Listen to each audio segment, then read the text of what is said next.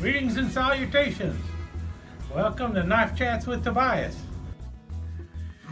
Well, they're finally showing up. This is the RR2620. This is one of two of the long rifle series from Ryder that are finally in stock. It looks like there's going to be a total of 8 knives in this series. This is the second run of the long rifle series.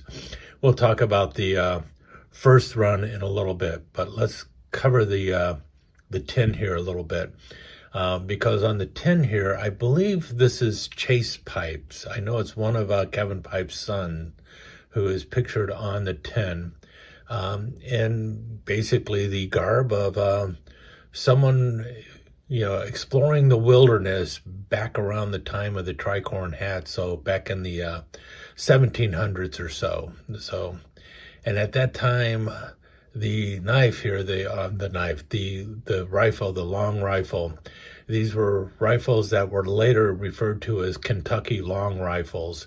And they might have even been called a Kentucky long rifle back in the day, but they were actually made in Pennsylvania by gunsmiths out of Germany. Germans came to Pennsylvania, brought their gun-making skills with them and started making rifles in Pennsylvania. But the rifles are often referred to as Kentucky long rifles because the rifle was bought by people who were going into Kentucky at that time. That was the wilderness, and that's how over the years the name Kentucky long rifle kind of stuck for these rifles, even though they were made in Pennsylvania, because they were made for use in Kentucky and out in the wilderness.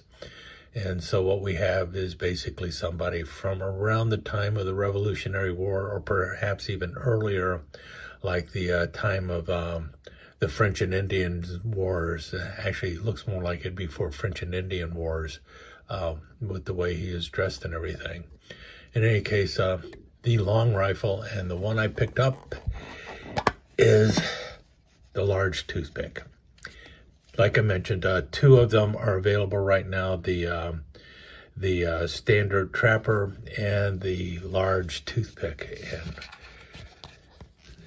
beautiful red smooth bone on the handle here, and you have the long rifle shield going on with this.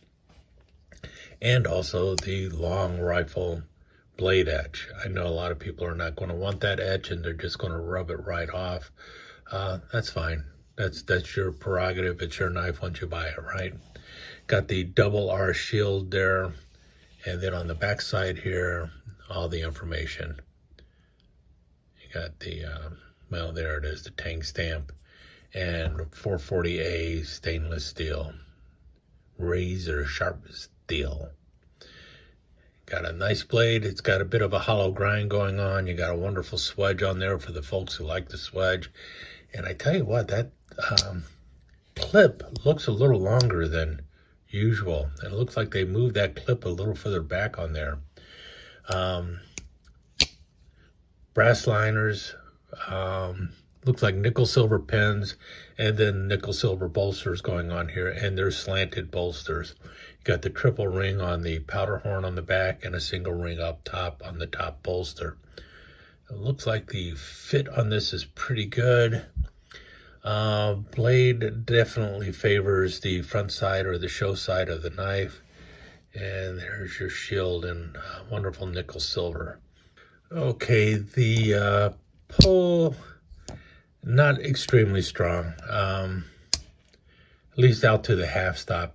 You need a little more pull going beyond the half stop.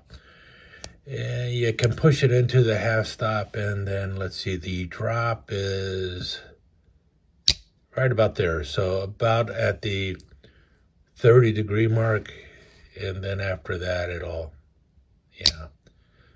somewhere around 25, 30 degrees is just going to drop real quick. So not too bad of a walk and talk. I know a lot of people would say it's kind of lazy.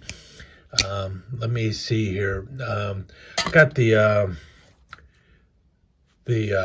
High Plains toothpick here too, and if you're familiar with that one,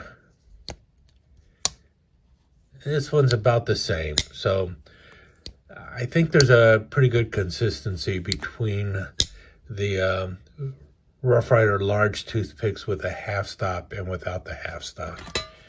And if we see here,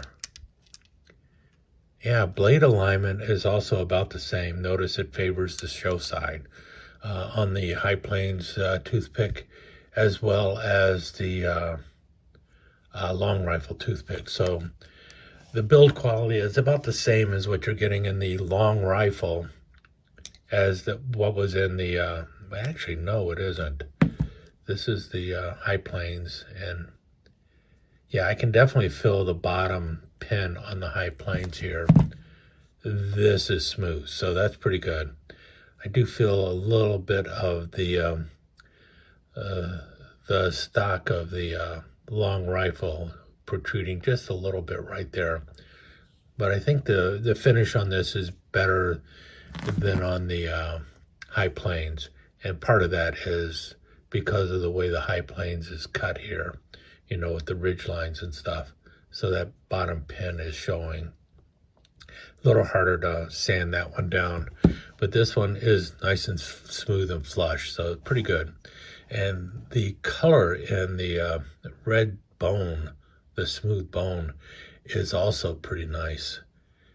Looks actually better. It's more red in person than how it is showing up on the camera here. But it is still very nice, really nice red coloring in there. And, well, you know what? We should also compare it to its father, the original long rifle series. Now, the original long rifle series actually had 12 items in the series, but there was a total of 13 knives in the original long rifle series, because there was a Nessmuck style of fixed blade, and then they also had a 2-knife set in the fixed blades. So there's you know, the larger knife and a smaller knife in the fixed blade series that was sold as a 2-knife set. And then there was also a single Nessmuck knife in that series, plus 10 folders. And this is the RR731. I had to leave the number in here because, well, the number does not appear on the knife itself. But we can see here the long rifle is the same long rifle. Looks like it's about the same size. The bolsters, however, have been changed. So you have a slant bolster as opposed to just a regular bolster. And these are triple ringed at the top and bottom. This is single ring at the top with the slant. Same blade edge. Note this one is not, this one does not have a half stop. So it just rolls all the way around. I mean, there is not even a lazy half at the top here. This rolls all the way around. And you've got the horseshoe Rough Ryder ting stamp. Let's look at the blade edges on the two. Oops, hit the thing.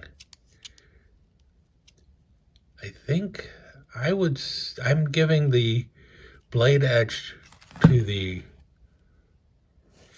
first series. I think it's cleaner. Looks more pronounced. Let's see here on this. Yeah, this one's a little, well, I don't know. Very similar, but not exactly the same, as you can tell. Well, this one has the line underneath.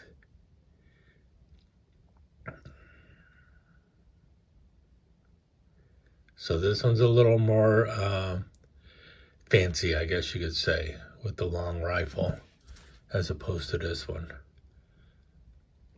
I think that's going to be a difference of opinion on which one you like better.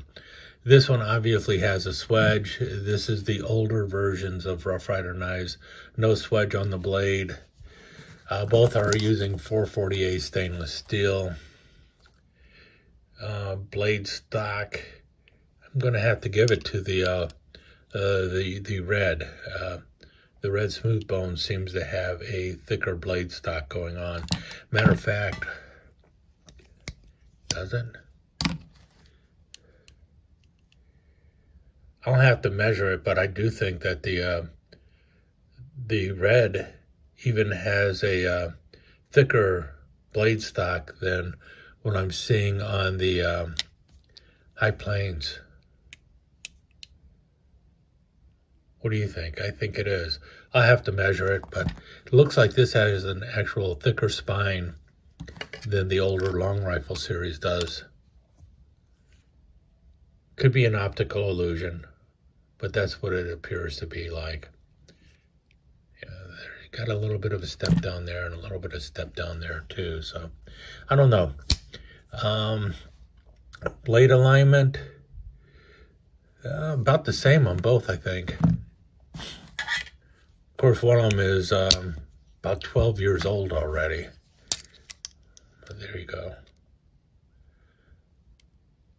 Do a little more comparison in the slideshow, but here you have it. There's the old and the new. The old is in the chestnut smooth bone, and now you have the red smooth bone in the long rifle series.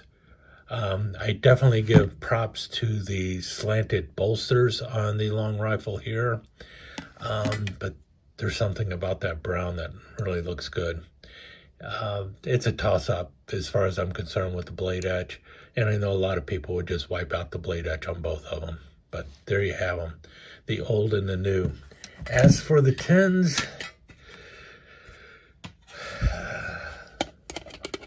they did a really good job with both of these tins. I'm glad to have both of them. Yeah, there's the old and the new.